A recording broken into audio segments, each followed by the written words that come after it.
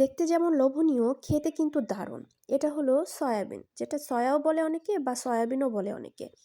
তো এটা কিন্তু খেতে কিন্তু ভীষণ দারুণ। এটা রান্না করার জন্য কড়াইতে আমি পানি দিয়ে দিয়েছি। ফুটন্ত গরম পানিতে আমি ৫ থেকে ৭ মিনিট এটাকে সিদ্ধ করে নেব। তারপর এটা চিপে পানি ফেলে দিব। ফেলে দিয়ে এটাকে ঝরিয়ে রাখবো।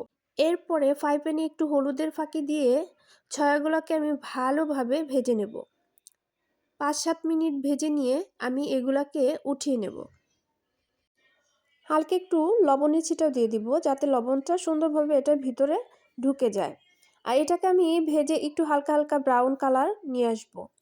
যত ভাজবেন কালারটা দেখেন কত সুন্দর হয়ে গেছে। এগুলাকে ভাজা শেষ করে আমি এখন এগুলাকে উঠিয়ে নেব। এটা কিন্তু খেতে একটু মাংস মাংস কোয়ালিটি, তার জন্য এটাকে আমি মাংসের মতো করেই রান্না করব। এর জন্য আমি ফ্রাই প্যানে তেল, তেজপাতা, এলাচ, দারচিনি এগুলো সবগুলো দিয়েও একটু নাড়াচাড়া করে নেব। তারপর এখানে আমি পেঁয়াজ কুচি দিয়ে দেব। পেঁয়াজ কুচিগুলোকে একটু ভালো করে ভেজে নেব। ভালোভাবে পেঁয়াজ কুচিটা ভাজা হয়ে গেলে এখানে আমি টমেটো অ্যাড করে দেব।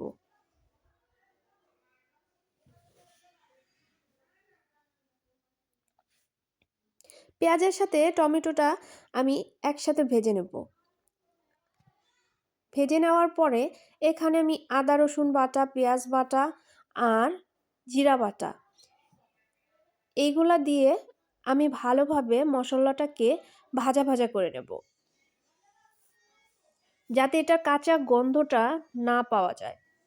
যত ভাজা হবে তত কাঁচা গন্ধটা চলে যাবে।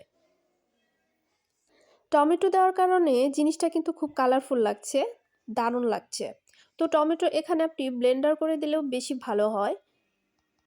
এরপর আমি এখানে একটু হলুদের গুঁড়া আর মরিচের গুঁড়া দিয়ে ভালোভাবে নাড়াচাড়া করে নেব।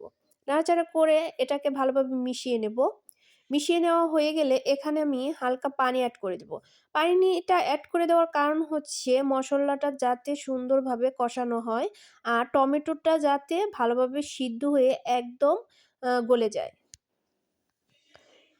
স্বাদমতো লবণ দিয়ে দিচ্ছি। এখানে কিন্তু আপনি হালকা একটু চিনিও অ্যাড করতে পারেন স্বাদটাকে ব্যালেন্স করার জন্য।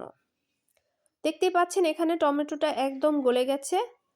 আর গলে যাওয়া হয়ে গেলে এখানে আমি অ্যাড করে দিব সয়াবিন। কালারফুল, দেখতে দারুণ, খেতেও কিন্তু দারুণ। তো এখন আমি এটাকে সুন্দরভাবে মশলার সাথে পারফেক্টভাবে মিশিয়ে নেব।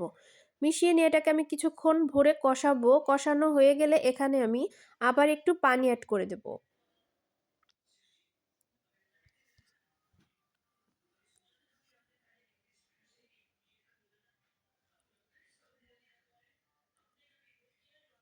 এখানে কয়েকটা আমি কাঁচামরিচ ফালি করে নিয়েছি, যেটা আমি এখানে অ্যাড করে দেব। আর কিছুক্ষণ নাড়াচাড়া হয়ে গেলে এখানে এখন আমি পানি অ্যাড করে দেব। কষানোটা হয়ে গেছে সুন্দরভাবে।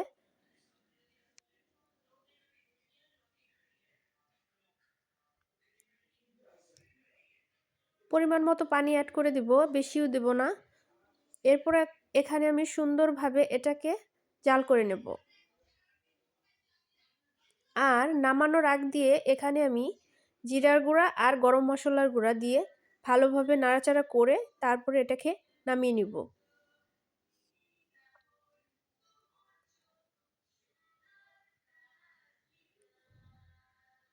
দেখতে যেমন লোভনীয়, খেতে কিন্তু ভীষণ মজাদার একটা জিনিস। সবাই অবশ্যই অবশ্যই ট্রাই করবেন, ইনশাল্লাহ ভালো লাগবে। অসাধারণ একটা খাবার।